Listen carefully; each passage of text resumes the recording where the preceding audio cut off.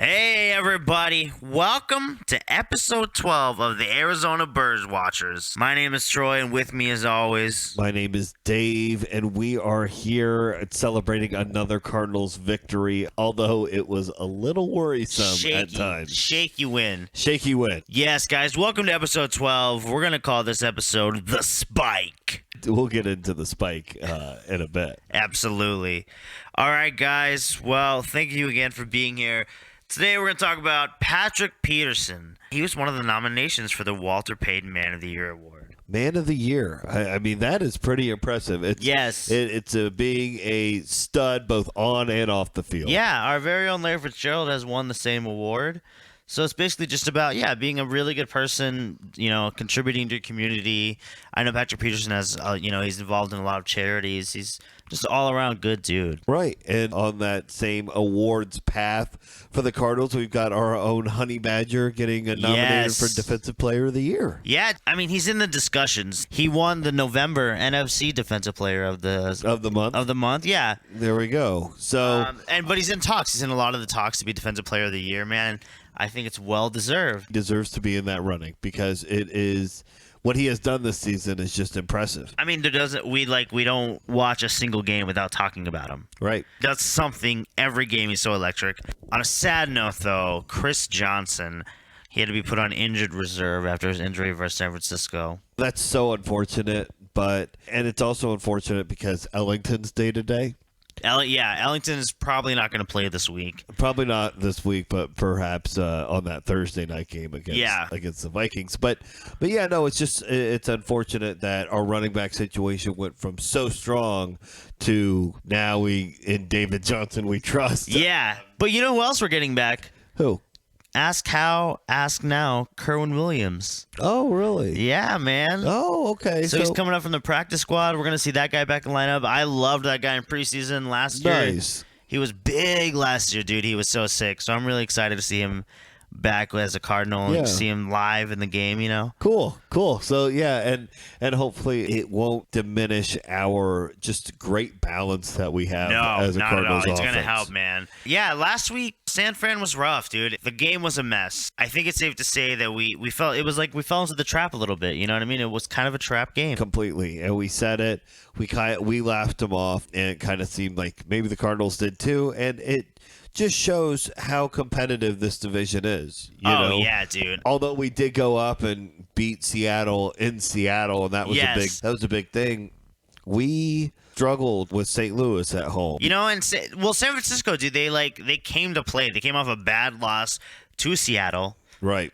And their defense came to play, dude. They were ready to rock the house, and they did, dude. They held us for a long time. They held our running game in check. I don't think it has been that held in check all season. Right, but thankfully they had an undisciplined team to get all those personal fouls. Yeah, dude. I mean, those penalties literally beat them almost more than we beat them. Seriously. I mean, it really did. And it was rough, dude. I mean, the refs were not, it wasn't their best game, obviously. But we got the win, and I mean, I don't know. I personally hope for the Cardinals that they can't look at any game as an easy win. You know what I mean? They have to respect every game. I mean, dude, we went into a place that we haven't won since 2008. Wow. Before the stadium was open. With Kurt Warner, though. Wow. The Kurt Warner-Carson parallels, dude, are so beautiful. They're so beautiful. Absolutely. Yes. Absolutely. I can't wait to see Carson in the Ring of Honor, man. Yeah. No, I think he's definitely earning a spot there. I can't. I just am so glad he's staying healthy. Yeah. And hopefully when he jumps into these playoffs, he turns into a Cardinals legend. Yeah. Oh, he will. Oh, I have zero doubt, man. Yep. But before we talk about getting into the Ring of Honor and Legends, we got to talk about improving. Yes. And somebody who's not getting into the Ring of Honor this week, who deserves some up-downs, is Catman. Yeah. Up-downs this week are going to Catman, dude. He missed another PAT, and he missed a big one, dude. He made it 19. All San Francisco had to do was score, and their kicker could have won with an extra point. Right, and it changed the entire complexion of the game. Yes. I mean, it was a 2-possession game turned into a 1-possession. It was exactly what we didn't need at that time, and I mean, the dude has been making decent-sized kicks. I don't understand why I don't understand why this has been so difficult for this season for him. He's missed 3. He's missed 3, dude. Yeah, he's in the bottom percentile of like extra points. You know what I mean? Like the most the guy's missed all season is 4. Catman, look, I believe in the dude. I think he's gonna be good. I think everybody knows he's gonna be good, and he's just young. Yeah, you know, he's developing. He did make a game winner. Yep, he did make his first game winner, and for the most part, he's clutch. Mm-hmm. But I'm scared for him, dude. This is a team that is about winning. If Catman doesn't make him, he's not winning. Right. Well, Catman, get your shit together. And somebody who deserves another pat on the back, although we just talked about him perhaps being in the Ring of Honor someday. Carson Palmer, another great game. Kept this team alive. I mean, he is the savior. He's the absolute savior. But this game was like kind of eye-opening, you know, and I think it was eye-opening for Carson. Like the 49ers sent a message. There's no easy wins in the NFC West. They're here to say, you know, you can't just scratch us off. You can't just count this as a win. We're gonna make this a game. This division's competitive as hell. I don't care what anybody says, and I don't care what the record says. There's still a wheel of losses there. You know, Seattle beat us, who we beat San Fran. Yeah, we're not the slouches, and you can't just run over us. Right. And Blaine Gabbert's good, dude. Yeah, he's better than Jacksonville thought he was. But he's not better than Carson. And nope.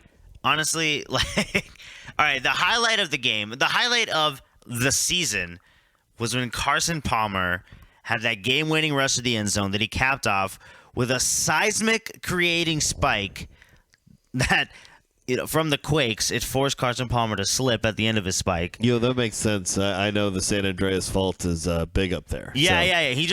He slammed in the middle of that thing like Superman, dude.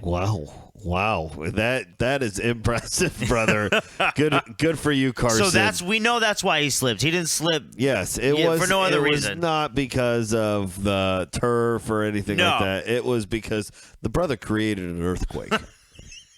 Oh, beautiful. And Bruce was proud of him, but not proud of the officials. And I know he got into it a little bit, and we talk about it in our Arianism. So, Troy, what was his quote this week? Yeah, when Bruce was talking about the officials, he says they were struggling mightily. They couldn't count to 3.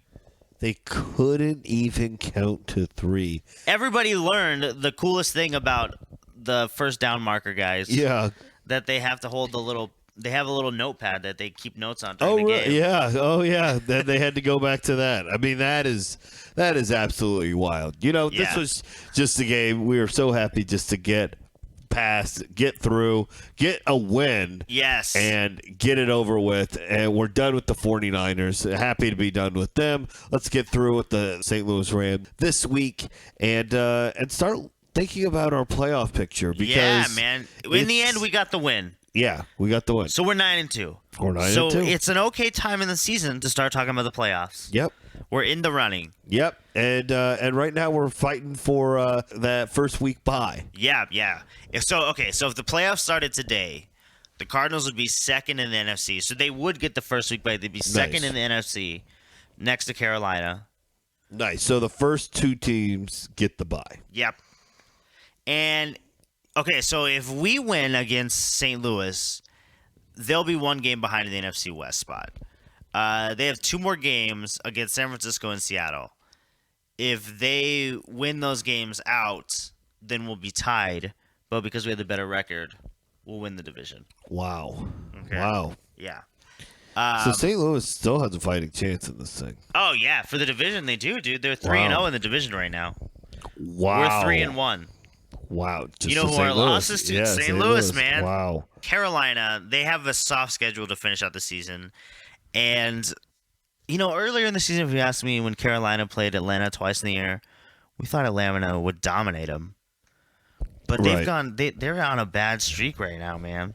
Are they? But here's the thing. Carolina plays Atlanta twice in this closing part of the season. Yeah. It is such an advantage to have a game against your opponent to try to figure them out. Yeah, I mean, one of the losses in Atlanta's a hard place to play, dude. Yeah. Oh, Atlanta gets loud, yeah. especially for Carolina coming in. Oh, yeah. And a team that you don't want to give up on yet. Yeah. Yeah, I mean, this is, a Two lot of real southern teams. right, and Cam is an SEC boy, so a lot of SEC fans there too. I mean, very interesting how that'll play out. Yeah, very interesting. If we can finish the season without a loss, though, then we will top the Vikings. If we lose to them on Thursday, then we'll kind of be in a fight for that wild card spot. Ooh, because they're 8-3. We're 9-2. Right. So if we go one game out, considering they keep winning, right. Vikings are coming up. Packers are going down. Yeah, that's a scary thought. The NFC West is heating up, dude. Yeah. Surprising teams. And the NFC North. I mean, all competitive divisions. It'll be very interesting to see how these next 4 to 6 weeks play out. It's a big game against St. Louis. I mean, I can't believe we're sitting here saying this is probably our biggest game of the season. But I feel like every game feels that way right now. You know what I mean? Every game is weird. It's December. Yep. It feels so good to be in December and be in the contention. Just be in it. Yep. As a not just like a maybe, but as a contender. Right. As a top spot contender, and we have to beat the Rams this week. Yeah. And it's another big divisional game. Their front seven is one of the best in the NFL. Yeah, man. We know that. Yep. And so we've got our, we're starting David Johnson, our rookie running back. Yeah. It is going to be a serious test, but frankly, I think he can do it. Oh, yeah, man. He's shown electricity. If he can hold on to the ball, man, I think we're going to see him shine. Yeah. I think we're going to see this kid shine, dude. I'm hoping. I'm hoping for him more than anybody else in this game. Yep. St. Louis, right now, they're tied for 5th in sacks in the NFL. And after our O-line had a rough game last week, dude. And I think they're getting an even stronger test this week. Yeah, they're starting Case Keenum, which is huge for our defense. That's going to help our defense a lot, dude. So the passing attack right now isn't their strong point. So I think our secondary has a really good chance to have another strong game, dude, to show what they're made of. Shut it down. Right, and although Savage season indeed, and although Todd Gurley did have a big game on us last time around, he has slowed down a little bit. Hopefully, we're gonna shut him down this week. Finally, solve that puzzle. And you know what, dude? I think Betcher, he's been coming on really strong down the stretch. He's been drawing up some nice blitzes, man. Yeah. Everybody on the defense is making plays. Yeah, and I don't think Buchanan is going to let this happen twice in a row. Buchanan, yeah, dude. Savage season. Yeah, Savage City on the defense. Savage City. Savage City. Yes. Yeah, Savage City. Yo, Savage City, population, bird gang. Right, population 11. So, overall, our offense will be challenged, but we have a chance to win 3 divisional road games, which is something we have not done since Bruce Arians has been coach in the Bruce Arians era. I think we have the team to do it. December is when football teams make or break their playoff hopes, and I believe we're going to make ours, dude. Absolutely. This is our year, dude. This is our year. Yeah. No, and we've done what we need to do at this point. There's no reason to think we're going to stop now. Yeah. And it's a big game. And, Troy, how do you think this game shakes out? I think it's going to be a nail-biter. Yeah. My guess, 26-19. 26-19. Okay. I say 24-14. Ooh. Yeah. That's a good one. Yeah, I like that. 24-14. Catman has to make a field goal. He's going to redeem. I'm putting it on He's him. redeeming. I have him not redeeming. Yeah. Or I have him kicking 4 field goals. Wow. That's doing a lot of redemption or missing some PATs. Either or, it's going to be a good game. Guys, thank you so much for tuning in this week. Remember to follow us on YouTube, Troboat, TROW, Boat. And you can find us on Twitter. I am at TDRow1. And I am Dave, and you can find me on the Twitter at DavidFitz4. And we will be seeing you next week when we cover the big Vikings Thursday night game. Thanks for tuning in to the best biased Bird Gang podcast around. Go Cardinals. Woo!